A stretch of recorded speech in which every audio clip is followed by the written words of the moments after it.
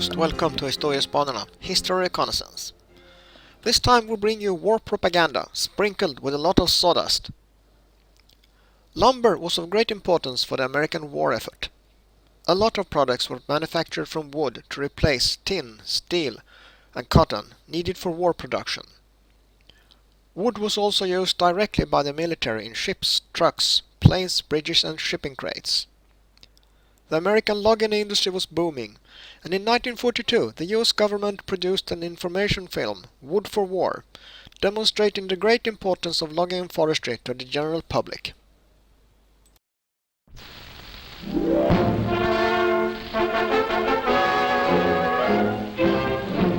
Trees, one of God's greatest gifts to man, majestic in their beauty, prolific in their bounties. Forests, one of nature's few self-replacing resources. When you get all the gold, silver, coal, or iron out of a mine, that is the end of the mine. When the oil here is all gone, these wells will be dry, worthless. But forests, if wisely handled, will live forever and produce a perpetual supply of a necessary war material, wood, at the same time offering shelter and food for wild animals and livestock, and protection for watersheds. America owes much of its greatness to the lavish use of wood. Bands of steel on wooden ties, railroad ties by the millions, threads of copper on wooden poles. Railroads and communication lines brought this country's distant communities together, and it became great.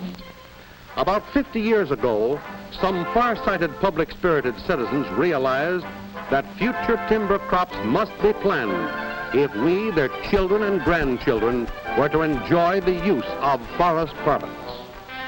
Plenty of wood to meet every challenge could be assured if sensible cutting and adequate protection measures were applied to all forest land.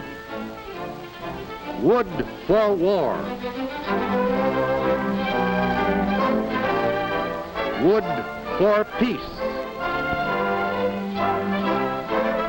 Wood through mud. Wood over hills.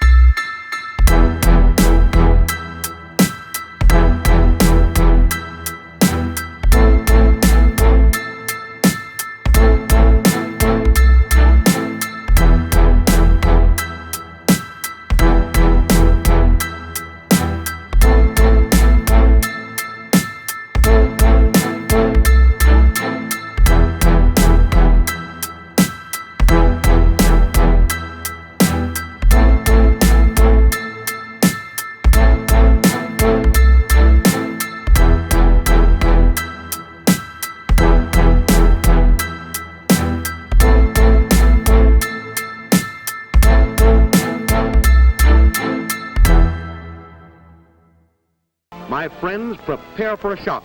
It's you, Yes, you good citizens who would never knowingly damage the forest. You who are careless with your smoking, who are in too much of a hurry to put out that last spark of your campfire. Fire, ruthless, devastating forest fire, wiping out homes, destroying critical war materials, taking its annual toll of lives. Here is a war plant. To be close to its raw supply, it is located near the edge of a forest. A forest fire would threaten it.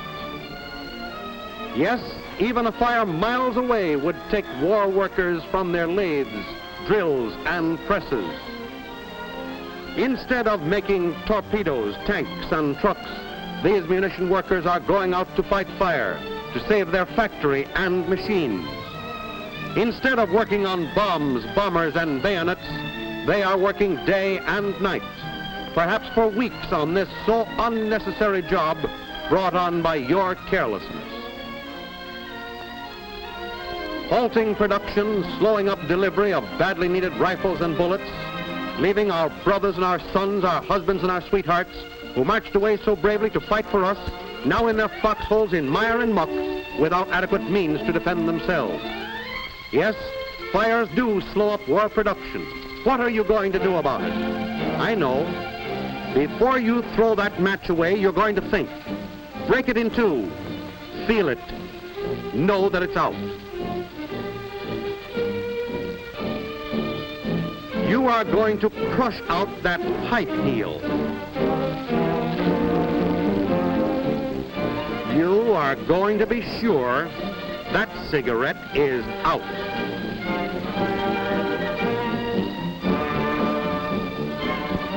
You are going to save the forests to help win the war.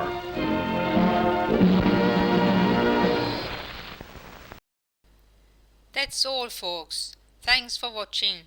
Please like and subscribe.